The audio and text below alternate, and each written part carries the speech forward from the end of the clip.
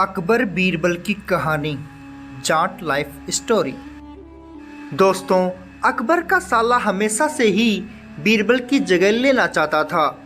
अकबर जानते थे कि बीरबल की जगह ले सके ऐसा बुद्धिमान इस संसार में कोई नहीं है। फिर भी जोरू के भाई को वह सीधी ना नहीं बोल सकते थे। ऐसा ना करके वह अपनी लाडली बेगम की बेरुखी मोल नहीं लेना चाहते थे। इसीलिए उन्होंने अपने साले साहब को एक कोयले से भरी बोरी दे दी और कहा कि जाओ और इसे हमारे राज्य के सबसे मक्कार और लालची सेठ दमड़ी लाल को बेच कर दिखाओ। अगर तुम यह काम कर गए तो तुम्हें बीरबल की जगह वजीर बना दूंगा। अकबर की इस अजीज शर्त को सुनकर साला अचंभे में पड़ गया। वह कोयले की बोरी लेकर चला तो गया, पर उसे पता था कि वह सेठ किसी की बातों में नहीं आने वाला। ऊपर से वह उल्टा उसे ही चूना लगा देगा। हुआ भी यही। सेठ दमड़ी लाल ने कोयले की बोरी के बदले एक ढेला भी देने से इनकार कर दिया। साला अपना मुँह से मुँह लेकर महल वापस लौट आया और अपनी हार स्वीकार कर ली। अब अकबर ने वही काम बीरबल को करने को कहा। बीरबल कुछ सोचे और फिर बोले कि सेठ दमड़ी लाल जैसे मक्कार और लालची सेठ को यह कोयले की बोरी क्या, मैं सिर्फ कोयले का एक टुकड़ा ही 10,000 रुपये में बेच आऊंगा। यह बोलकर वह तुरंत वहां से रवाना हो गए। सबसे पहले उसने एक दर्जी के पास जाकर एक मखमली कुर्ता सिलवाया, हीरे मोती वाली मालाएं गले में डाली, महंगी जूती पहनी और कोयले को बारीक सुरमे जैसा पिसवा लिया।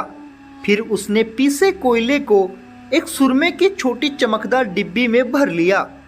इसके बाद बीरबल ने अपना भेष बदल लिया और एक मेहमान घर में रुककर इश्तिहार दे दिया कि बगदाद से बड़े शेख आए हैं जो करिश्माई सुरमा बेचते हैं, जिसे आंखों में लगाने से मरे हुए पूर्वज दिख जाते हैं और यदि उन्होंने कहीं कोई धन गाड़ा है तो उसका पता बताते हैं।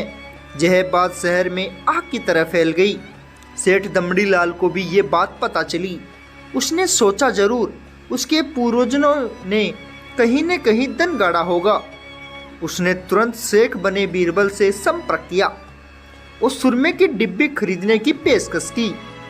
शेख ने डिब्बी के 20,000 रुपये मांगे और मोल भाव करते करते 10,000 में बात तय हुई। पर सेठ भी होशियार था। उसने कहा, मैं अभी तुरंत ये सुरमा लगाऊंगा और अगर मुझे पूर्वज नहीं दिखे तो मैं पैसे वापस ले लूंगा। बीरबल बोला, बिल्कुल आप ऐसा कर सकते हैं। चलिए शहर के चौराहे पर चलिए और वहां इसे जांच लीजिए। सुरमे का चमत्कार देखने के लिए भीड़ इकट्ठा हो गई। तब बीरबल ने ऊंची आवाज में कहा, ये सेठ अभी ये चमत्कारी सुरमा लगाएंगे और अगर ये उन्हीं की औलाद हैं जिन्हें ये अपना माँ बाप समझते हैं तो इन्हें इनके पूर्वज दिखाई देंगे और गड़े धन के बारे में बताएंगे।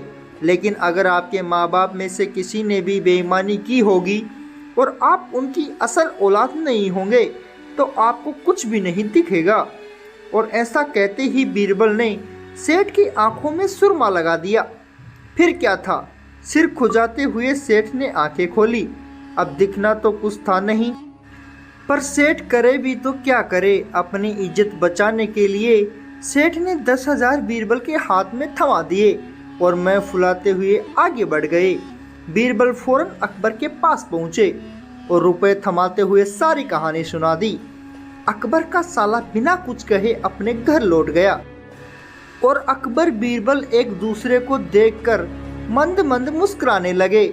इस किस्से के बाद फिर कभी अकबर के साले ने बीरबल का स्थान नहीं मांगा। तो ये कहानी थी अकबर और बीरबल की। धन्यवाद।